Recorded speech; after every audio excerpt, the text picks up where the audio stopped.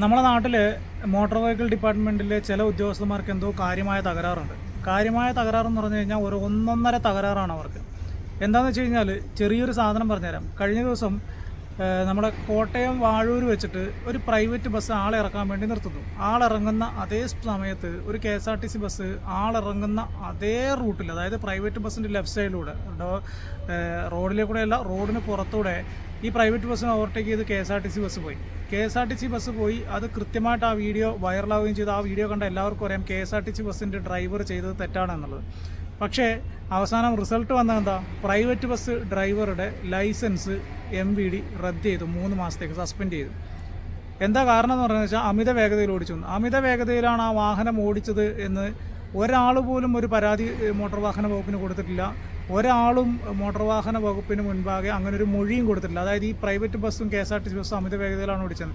പക്ഷേ ആ വീഡിയോയിൽ കൃത്യമായിട്ട് നമുക്ക് കണ്ടാൽ മനസ്സിലാകും KSRTC ബസ്സിൻ്റെ ഡ്രൈവർ കാണിച്ചത് റോങ് സൈഡിലൂടെയുള്ള ഓവർടേക്കിംഗ് ആണ്, അമിത വേഗതയിലായിരുന്നു ആ വാഹനം എന്നുള്ളത്. പക്ഷേ അവസാന റിസൾട്ട് വന്നപ്പോൾ ലൈസൻസ് സസ്പെൻഡ് ചെയ്തത് പ്രൈവറ്റ് ബസ്സിൻ്റെ ഡ്രൈവറുടേത്. സിബി, കോരത്തോട് സ്വദേശി സിബി എന്ന് പറയുന്ന ആളുടെയാണ് ഈ ലൈസൻസ് സസ്പെൻഡ് ചെയ്തത്. ഒരു പാവം പിടിച്ച മനുഷ്യനാണ്. ഈ 2007 മുതൽ ലൈസൻസ് എടുത്ത് ബസ് ഓടിച്ച് ജീവിക്കുന്ന ഒരു കുടുംബം പോറ്റുന്ന ഒരു പാവപ്പെട്ട ഒരു മനുഷ്യൻ. ആ മനുഷ്യൻ്റെ അന്നം ഇല്ലാണ്ടാക്കിയപ്പോൾ ഈ മോട്ടോർ വാഹന വകുപ്പിൻ്റെ ഉദ്യോഗസ്ഥന്മാർക്ക് എന്ത് കിട്ടി എന്നതാണ് ഞാൻ ചോദിക്കുക. ഇപ്പോൾ സിബി പറയുന്നത് വെച്ച് കഴിഞ്ഞാൽ, ഞാൻ ഇനി ഒരു ബസ് ഓടിക്കുന്നില്ല, ബൈക്ക് പോലും ഓടിക്കുന്നില്ല, എനിക്ക് ലൈസൻസും വേണ്ട, ഞാൻ നിർത്തി ഈ പരിപാടി, ഇനി വല്ല പെയിൻറ്റിങ്ങിൻ്റെ പണിക്കോ വല്ല സെക്യൂരിറ്റി പണിക്കോ പോകണം, കാരണം എനിക്ക് എൻ്റെ കുടുംബം പോറ്റണമെന്നാണ് സിബി പറയുന്നത്. ഈ കാണിച്ച തോന്നിയവാസം മോട്ടോർ വാഹന വകുപ്പിൻ്റെ ഉദ്യോഗസ്ഥന്മാർക്ക് എവിടെ നിന്ന് കിട്ടി? ഈ വാഹനം അമിത വേഗതയിലായിരുന്നു വന്നത്. വാഹനം വന്ന് നിർത്തുന്നത് നമ്മളെല്ലാവരും ഈ വീഡിയോയിൽ കാണുന്നുണ്ട്. KSRTC ബസ് പോകുന്നതും കാണുന്നുണ്ട്. ഈ എന്ത് തോന്നിയവാസവും മോട്ടോർ വാഹന വകുപ്പിൻ്റെ ഉദ്യോഗസ്ഥന്മാരെ കാണിക്കാം എന്നൊരു തോന്നുന്നു. എല്ലാവരും അല്ല പറഞ്ഞത്, അടച്ചാക്ഷേപിക്കുകയല്ല, ചില ആളുകൾ കാണിച്ചു വിട്ടത്.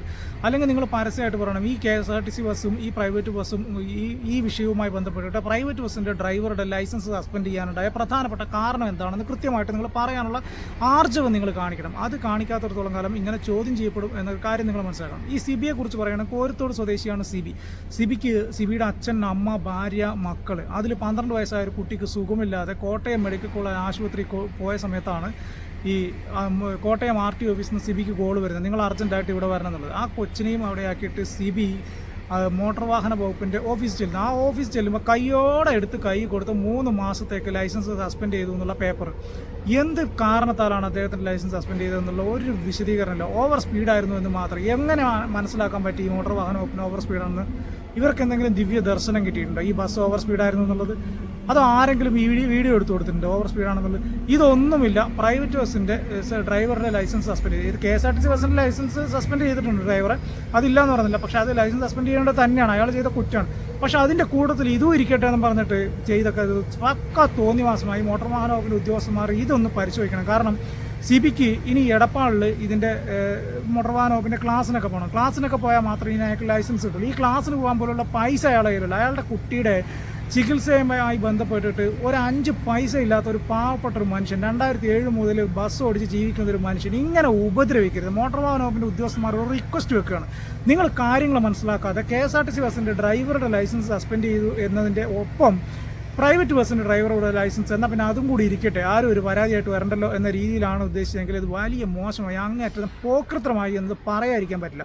നിങ്ങൾ ഈ കാണിച്ചത് ശുദ്ധ തോന്നിയാസമാണ്. ഇനിയെങ്കിലും ആ സിബിയുടെ ലൈസൻസ് തിരിച്ചു കൊടുക്കാനും അതിൻ്റെ തുടർ നടപടികൾ, അതായത് പ്രൈവറ്റ് ബസ്സിൻ്റെ ഡ്രൈവറുടെ മേൽ നിങ്ങൾ ചുമത്തിയില്ല തുടർ നടപടികൾ ഒഴിവാക്കാനുള്ള തീരുമാനം നിങ്ങളുടെ ഭാഗത്തു നിന്നുണ്ടാണ്. ഇപ്പോൾ പ്രൈവറ്റ് ബസ്സിൻ്റെ ഡ്രൈവർമാരുടെ അസോസിയേഷനും കൂടെ സമരത്തിന് പോകാൻ തീരുമാനിച്ചിട്ടുണ്ട്.